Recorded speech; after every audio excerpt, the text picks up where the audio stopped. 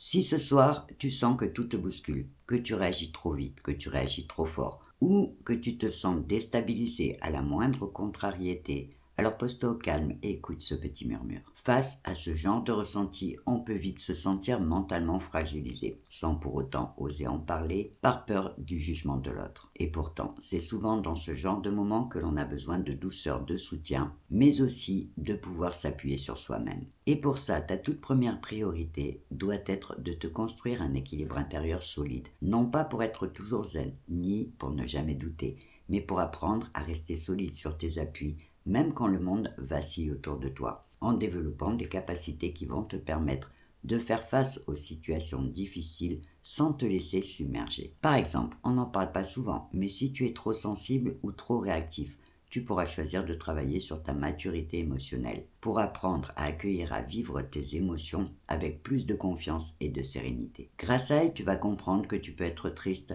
sans être faible, que tu peux être en colère sans être destructeur ou blessé sans avoir besoin de le faire payer à l'autre. Elle va te permettre d'arrêter de chercher à tout contrôler en apprenant à te réguler toi-même pour choisir de réagir autrement. Sur le plan neuroscientifique, la maturité émotionnelle, c'est quand ton petit cerveau rationnel arrive à garder le contrôle d'une situation avant même que ta petite amygdale cérébrale n'ait pu déclencher le mécanisme automatique de protection que ton petit cerveau reptilien active pour te protéger. Donc, en choisissant de travailler sur ton équilibre intérieur et sur ta maturité émotionnelle, tu vas devenir plus solide face aux défis. Tu vas apprendre à t'écouter, à t'arrêter quand ton mental s'emballe, à respirer avant de réagir et à répondre avec conscience plutôt que d'agir sous impulsion. Et c'est de cette façon que tu vas construire en toi un espace d'équilibre et de paix intérieure que personne ne pourra atteindre.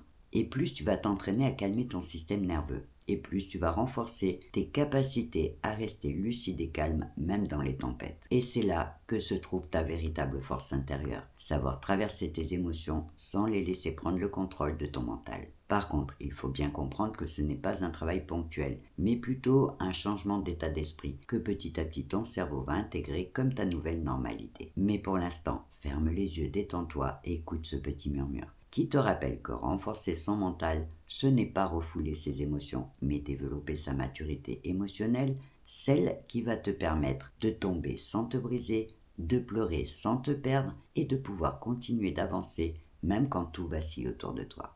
Et sur ce, belle nuit à toi.